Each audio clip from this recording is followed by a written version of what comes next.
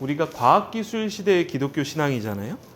그래서 인공지능과 그 트랜스포스트 휴머니즘이라는 그러한 그 상황 안에서 우리가 어떻게 신앙인으로서 생각들을 가지고 좀 미래 사회들을 좀 대비해야 할까? 그리고 우리의 자녀들과 손주들에게 어떻게 그 부분에 대해서 신앙적으로 좀 이야기를 해볼 수 있을까? 그 부분을 오늘은 다룰 거고요.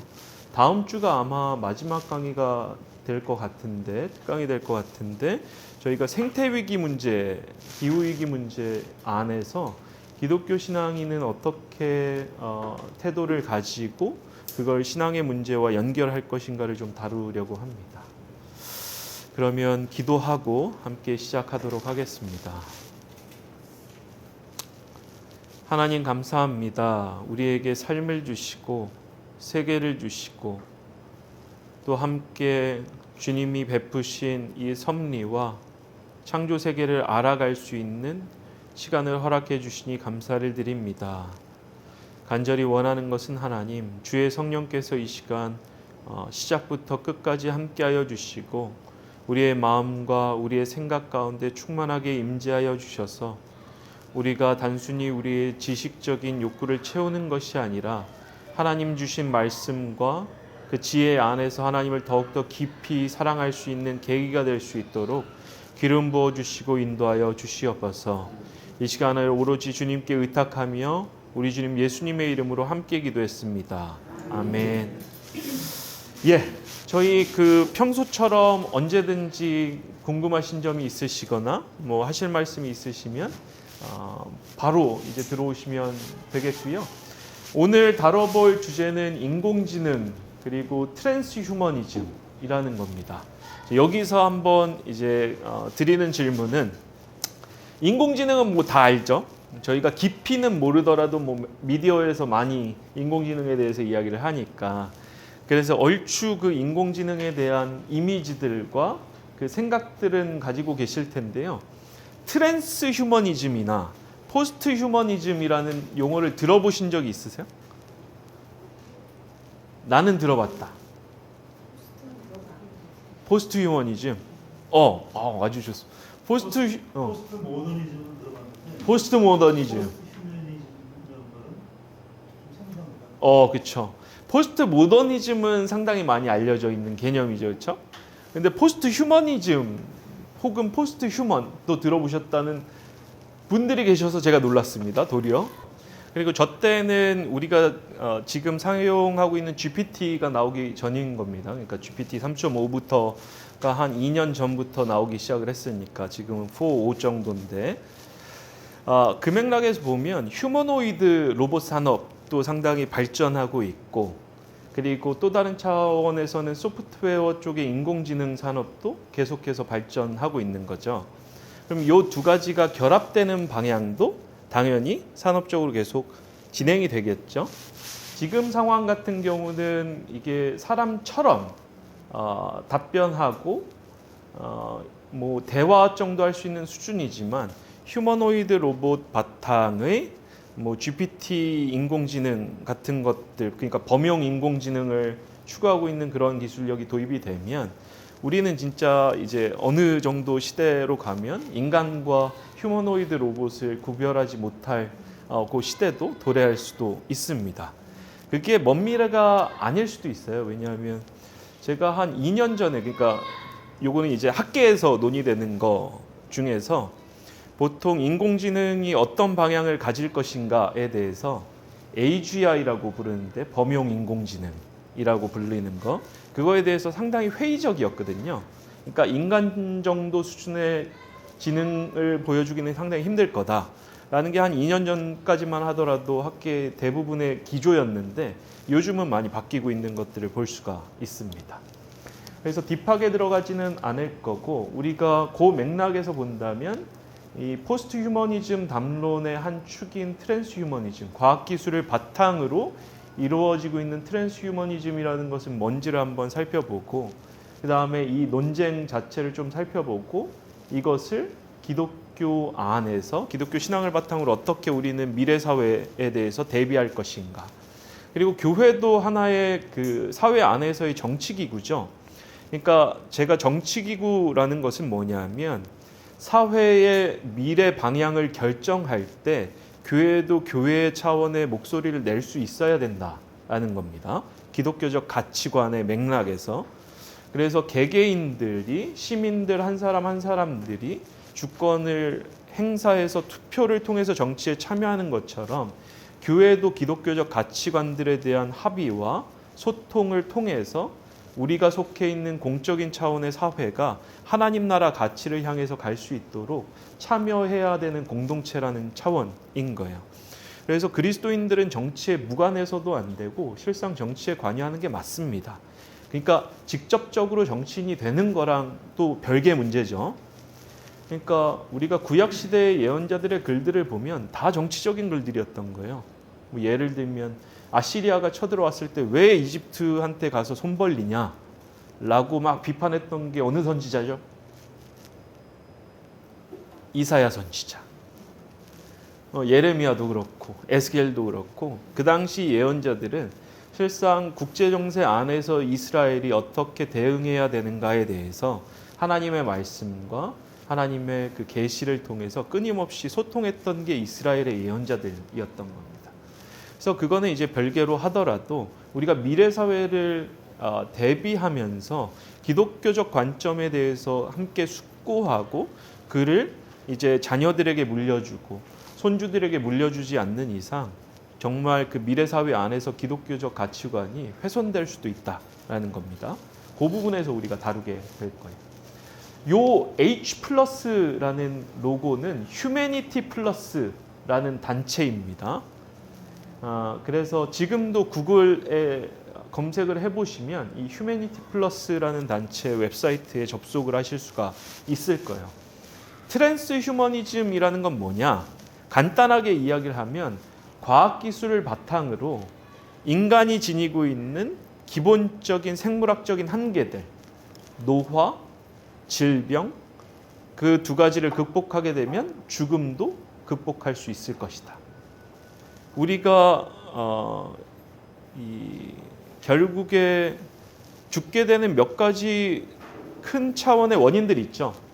사고를 통해서 이제 생을 마감한다라든지 아니면 질병을 통해서 우리가 죽음을 맞이할 수도 있고 가장 자연적인 죽음은 노화를 통해서 더 이상 이제 세포 차원의 텔로미어가 복제할 수가 없다 보니까 세포 재생이 불가능해지는 거죠. 그렇게 되면 이제 우리가 죽음을 맞이할 수밖에 없는 건데 실제로 이 트랜스휴머니스트들 같은 경우는 노화에 대한 메커니즘을 계속해서 연구를 하고 있어요. 그래서 노화 작용 자체를 멈추게 되면 어떻게 되는 거죠? 그렇죠. 그런 것들을 추구하는 그 흐름들이 있는 겁니다. 과학기술의 사조 안에서. 트랜스휴머니즘이라는 것은 그걸 의미하는 겁니다. 그래서 기본적으로 어떤 기술들이 있는가 하면 이 MBIC 기술이라는 것은 나노, 바이오, 인포, 코그니티브인 거예요. 그래서 나노공학, 바이오공학, 생명공학이죠. 정보공학, 그리고 인지과학. 이 네 가지 분야를 융합한 형태로 끊임없이 인간의 생물학적인 그 차원들을 좀 뭐랄까 변혁시키려는 시도들이 트랜스휴머니즘인 겁니다. 그래서 요건 이 사지 마비 환자인데 2016년인가 17년도에 성공했던 실험인데 생각만으로 그러니까 이 두뇌 안에다가 전자칩을 심고 이 환자가 생각하는 방식으로 로봇 팔을 움직일 수 있도록 하는 거예요. 그래서 누가 이걸 먹여주는 게 아니라 환자가 생각을 하고 그 생각이 컴퓨터를 통해서 로봇 팔에 연결이 되어 있으니까 생각만으로 이게 자기가 원하는 방식대로 음료를 섭취할 수 있는 그러한 기술력인 거죠. 사고 우리가 생각을 통해서 타이핑하는 기술도 2019년 그 어간이었을 거예요. 그 성공했던 사례들도 있습니다. 그리고 요건 이제 냉동 보존술인데 실제로 얼릴 수는 있습니다. 사람을. 근데 지금은 해동이 불가능한 거예요. 얼릴 때는 이제 이 몸 안에 우리 의사 선생님들도 계시는데 몸 안에 혈류를 다 빼서 혈액을 빼서 액화질소를 넣어서 그 세포 구조를 그 상태로 보존을 시키는 거죠. 근데 이걸 해동시키는 기술이 아직 그 확보가 안 돼서 우선 얼릴 수는 있고 실제로 좀 재력이 있는 분들 가운데서 지금 현재 의학 기술로 치료가 불가능한 불치병을 앓고 있는 사람들 같은 경우에는 냉동 보존으로 들어갔습니다. 그래서 의학 기술이 확보가 되면 본인의 병을 치료할 수 있는 그 시기가 되면 나를 다시 해동시켜 달라 하고 들어가는 거죠. 요거 같은 경우에는 우리 허젠쿠이 박사라고 한때 2018년도에 중국 쪽에서 왜 유전자 그 CCR5라고 그 에이즈 관련된 면역력 관련된 그 유전자 편집해서 출산까지 했던 상황이 있었잖아요. 배아세포 이렇게 편집을 해서 유전자 가위 기술로 2018년도에 그 잘 복기를 해보시면 그게 한번 그 시도가 되고 실제로 적용이 돼서 출산까지 이르러서 이쪽 학계에서 상당히 뜨겁게 논란이 일었던 적이 있고 보도도 많이 됐었습니다. 그래서 트랜스휴머니스트들 같은 경우에는 우리가 유전자 가위 기술을 포함한 유전자 편집 기술을 계속해서 디벨롭 시키게 되면 뭐 지능적인 속성이라든지 아니면 생물학적인 속성들, 그러니까 눈 색깔, 뭐 신장, 뭐 체격, 체형, 뭐 이런 것들까지도 우리가 디자인해서 아기들을 낳을 수 있지 않을까, 뭐 이런 것들을 이야기를 하는 거죠. 상당히 뭐랄까 공상과학적이고 뭐랄까 말도 안 되는 얘기처럼 들리잖아요, 그렇죠? 근데 이런 것들을 추진하는 사람들이 기업가들과 그 인류 과학자들입니다. 대표적으로 잘 알려진 사람이 누가 있을까요? 우리 트럼프 정부랑도 상당히 밀접한 관계를 가지고 있는 일론 머스크. 그분이 시행하고 있는 혹은 투자하고 개발하고 있는 것 중에 하나가 이 마인드 업로딩에 관련된 혹은 이 BCI 기술이라고 인간의 뇌와 컴퓨터 그리고 그 기계들을 연결하는 작업들, 뉴럴링크라는 거 있잖아요. 그리고 특이점이 온다. 책 혹시 들어보시거나 보신 적 있으세요? 자, 우리가 성경도 많이 읽고 독서도 많이 해야 됩니다.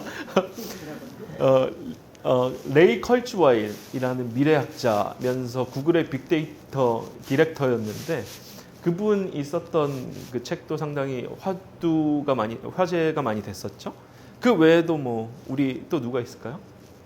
호모데우스 뭐 이런 책들 한 번쯤 들어보셨죠? 유발 하라리 맞아. 예. 그 계열의 학자들인 거예요. 그리고 아까 이야기했듯이 노화 과정 자체를 연구해서 그 과정을 멈추려고 하는 메커니즘을 연구하는 학자 중에 한 명이 오브리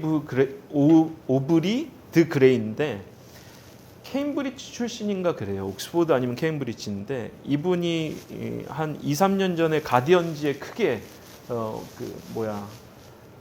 보도가 된 적이 있습니다. 왜 보도가 됐는가 하면 이 사람이 생명공학자인데 생물학자인 거죠, 기본적으로. 근데 여가 시간에 수학계에서 못 풀었던 난제 같은 걸 이제 가지고 좀 푸는 거예요. 근데 한 몇십 년 안 풀리던 거 하나 풀어가지고 이제 발표가 된 거죠. 뭐 시간에? 자기 노동 시간에? 여가 시간에.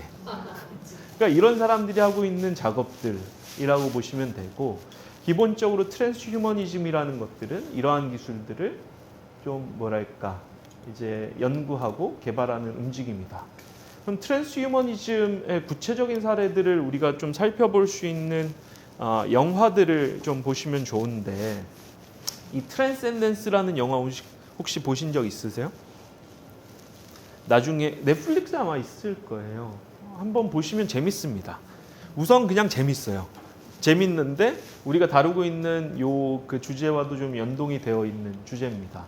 이 주제가 왜 재밌는가 하면 요 마인드 업로딩 기술 때문이고, 이 트랜스휴머니즘을 추구하는 사람들 대부분이 궁극적으로 생각하는 게 이 마인드 업로딩인데, 기본적으로 이런 겁니다. 그러니까 인간의 의식은 우리 두뇌를 바탕으로 일어나는 거죠.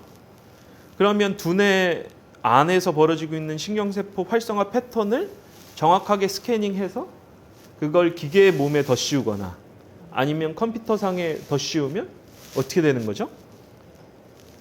몸 자체, 기계의 몸은 뭐 노화를 경험하지도 않고 질병에 걸리지도 않죠. 그러면 쭉 살 수 있다. 이런 것들을 추구하는 방향이 이 트랜스 휴머니즘인 겁니다.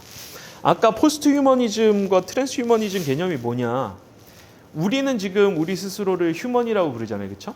인간인 거죠. 생물학적으로는 호모 사피엔스 사피엔스죠.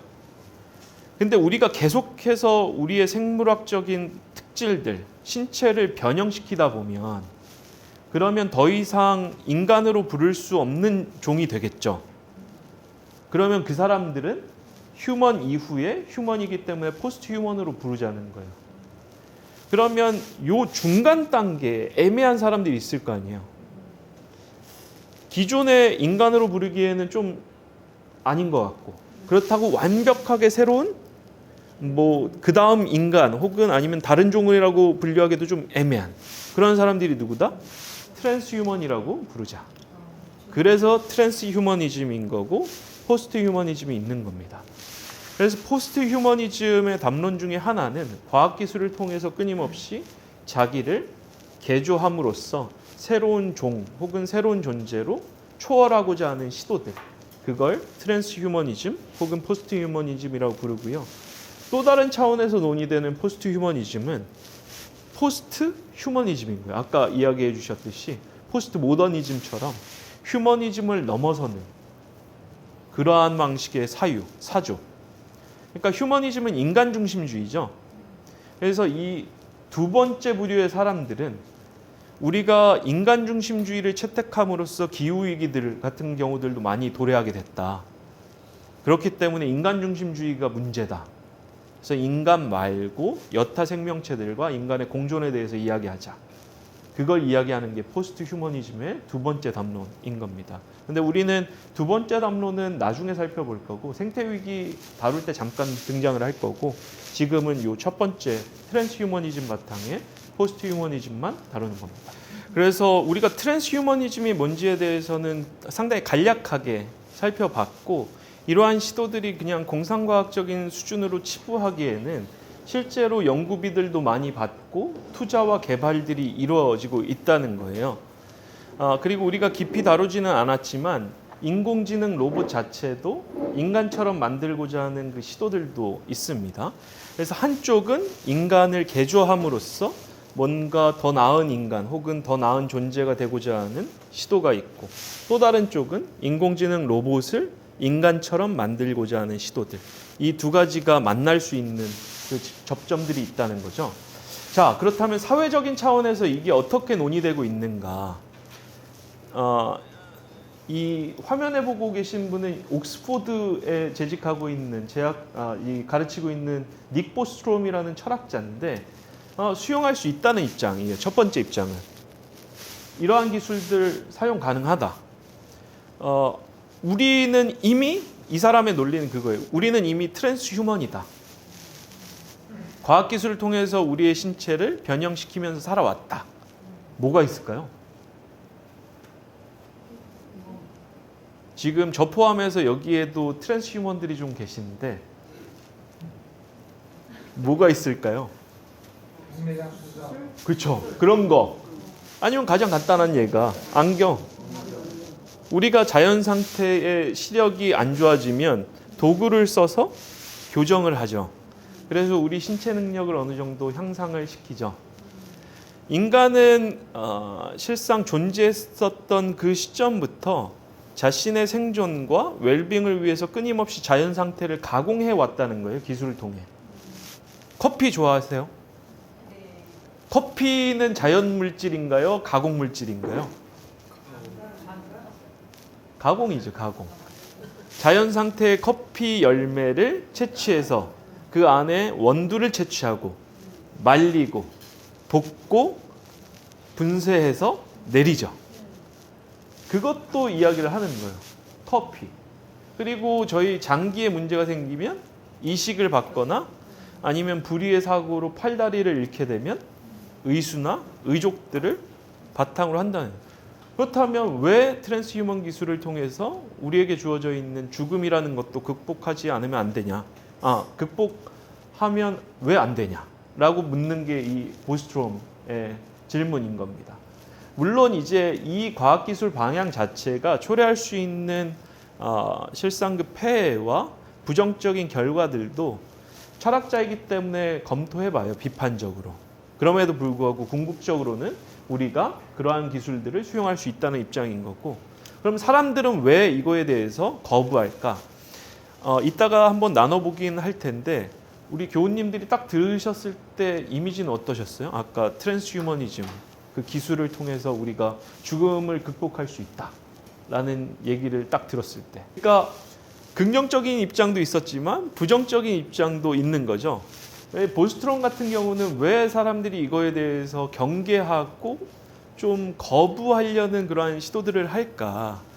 이 사람의 입장에서는 그게 현상화 평양, 어려운 말로 해놨는데 간단하게 이야기하면 보수적인 성향, 기존의 상태를 지키고자 하는 그 성향 때문이다 라고 이야기를 하면서, 실제로 이 기술이 상용화가 되면 우리가 임플란트 받는 것처럼 아마 뭐 거리낌 없이 받을 것이다, 이렇게 주장을 하는 입장인 거예요. 요 보스트롬 같은 경우에는 반대 입장도 있습니다. 스탠포드 철학과에서 가르치고 있는 프랜시스 후쿠야마라는 일본계 철학자인데, 이분은 두 가지 이유로 반대해야 된다는 거예요. 반대라는 건 뭐냐면 기술 개발 자체도 제한해야 되고 이쪽으로 나가지 않도록 이제 그 끊임없이 비판하고 견제하고 기술력 자체를 제한해야 된다라는 입장인 거죠. 두 가지 이유 때문에 그렇습니다. 첫 번째는 예측 불가능성. 그러니까 인간은 상당히 복잡한 존재라는 거예요. 예를 들어서 우리가 사랑의 호르몬 혹은 사랑 호르몬이라고 잘 알려져 있는 옥시토신 같은 경우에, 옥시토신을 좀 뭐 재흡수를 못하도록 억제해버리면 우리 뭐 뇌 안에서, 그리고 신경생리적인 과정 안에서 옥시토신이 증가하게 되면 우리 집단 안의 사람들을 향한 친밀감은 높아지는 거죠. 그러니까 내가 우리 사람, 내 사람이라고 생각하는 사람들을 향한 이 이타성과 그 뭐랄까 자기희생적인 성향은 증진이 되는 겁니다. 근데 문제는 내 집단 밖에 있는 사람이라는 생각을 가지고 있는 사람들이 있다면 그 사람들을 향한 배타성도 같이 올라간다는 거예요. 그러니까 인간은 상당히 복잡한 존재라서 한쪽을 건드리게 되면 다른 한쪽이 어떻게 변질될지 모른다, 예측이 불가능하다. 그래서 함부로 그 기술력 자체를 가지고 인간의 신체나 그런 생물학적인 속성을 바꾸면 안 된다. 그게 첫 번째 이유이고, 두 번째는 자, 이 기술이 상용화가 되면 어떻게 저희가 다 접근해서 저희가 쓸 수 있을까요? 왜 못 쓰죠? 쓸 것 같다. 돈이 없어서.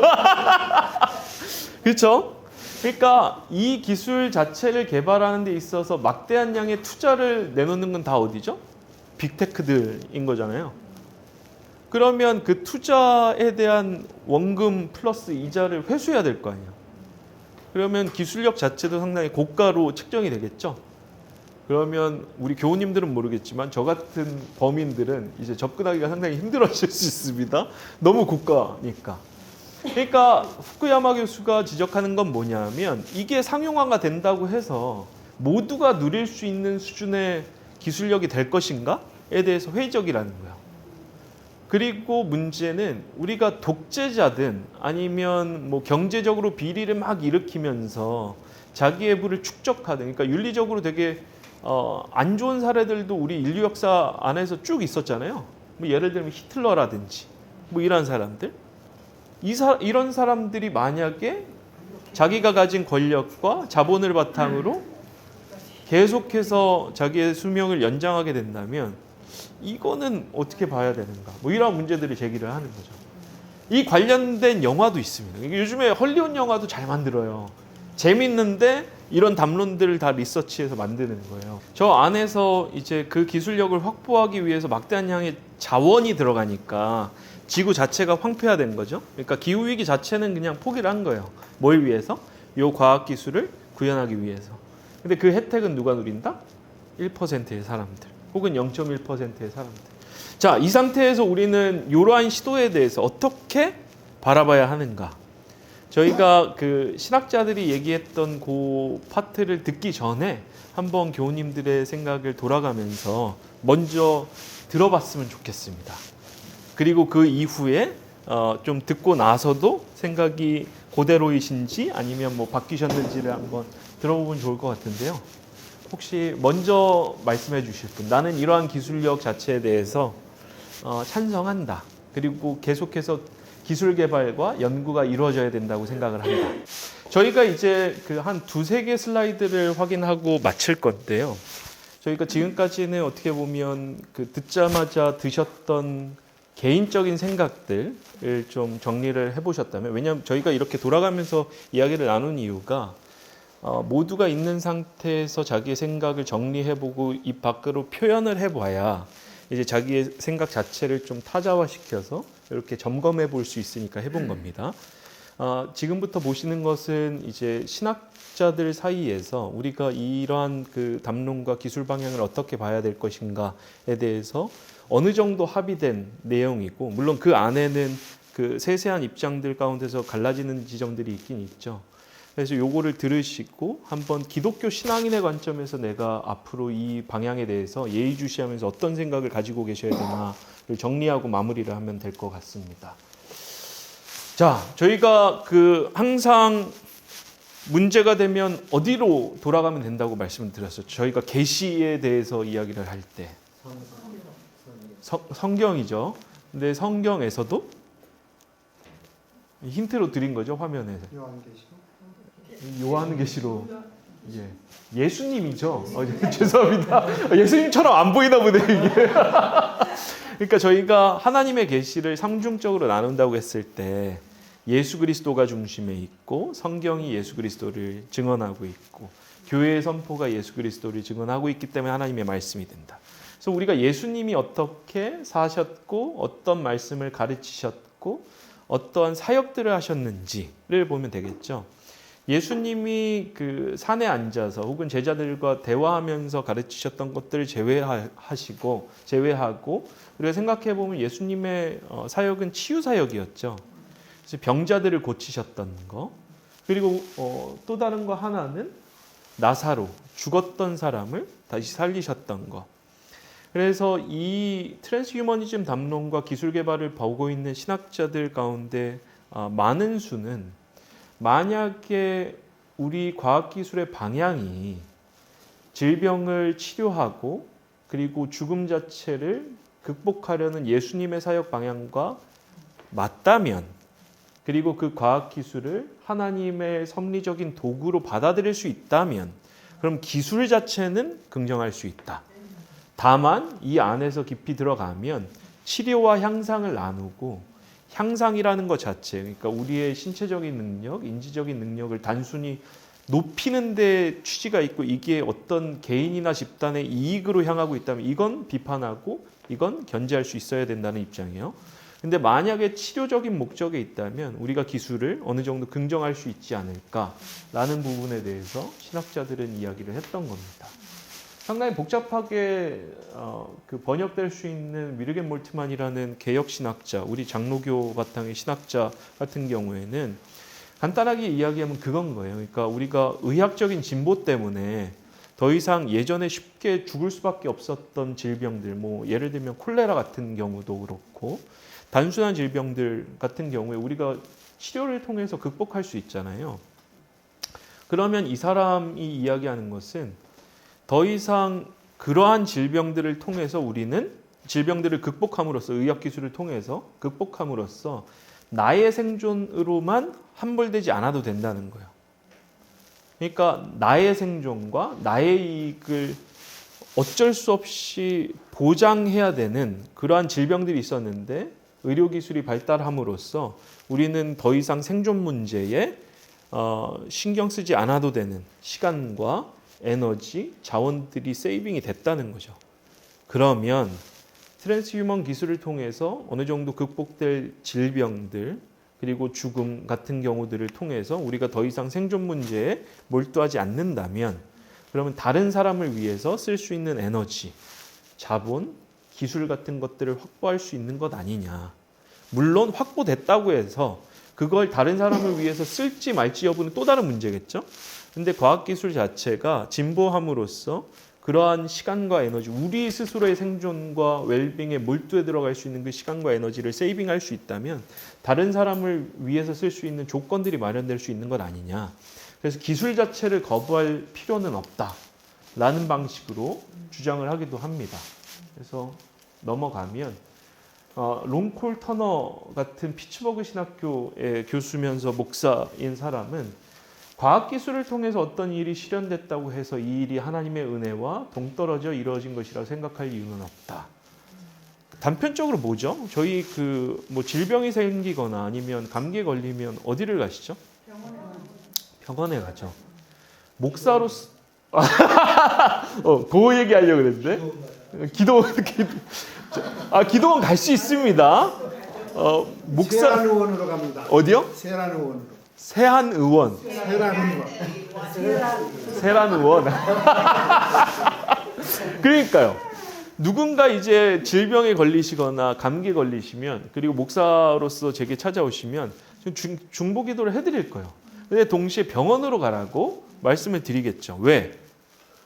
의료 기술을 통한 질병의 치유와 극복도 하나님의 은혜의 통로로 보니까 그 맥락에서 본다면 과학기술 자체를 우리가 거부해야 될 필요는 없는 거죠. 그럼에도 불구하고 그 상한선을 어떻게 결정할 것인가, 그리고 아까 잘 짚어주셨는데 이 기술의 목적이 무엇인가, 우리의 이익을 위한 것인가, 하나님의 영광을 드러내는 것인가, 하나님의 사역을 하기 위해서 필요한 작업들인가, 이러한 부분들을 잘 생각을 해볼 수가 있겠죠. 우리 교회 안에서도 질병 같은 경우들을 극복해서 고인이 되신 분들이 좀 오래 수명 연장을 통해서 계셨다면 교회적으로 섬기실 수 있는 부분도 신앙의 본으로서 계실 수 있는 부분도 있었겠죠. 그래서 우리가 기술 자체는 거부할 필요는 없겠으나 물론 기술 안에서도 질병의 치료냐 아니면 향상이냐의 문제는 구분해서 볼 필요는 있겠지만 그 맥락에서 우리가 경계해야 되는 것은 이 트랜스휴머니스트들이 가지고 있는 몇 가지 철학적인 전제들, 이데올로기적인 전제들이 몇 개가 있습니다. 이것에 대해서는 비판할 수 있어야 되는 거예요. 이것에 대해서는 끊임없이 견지할 수 있어야 되는 거죠. 이 사람이 오브리드 그레이예요. 그 여가 시간에 수학 난제 푼다는 사람. 저 공부할 때 한번 만나봤었는데 그때는 그렇게 대단한 사람인 줄 모르고 그냥 흘려들었었는데 사인이라도 하나 받아놓을 걸 했어요. 근데 이 사람들이 공유하고 있는 철학적인 전제들이 몇 개가 있는데 인간 이성은 신뢰할 만하다. 과학기술은 끊임없이 진보할 것이고 그건 인류 문명에 혜택을 줄 것이다.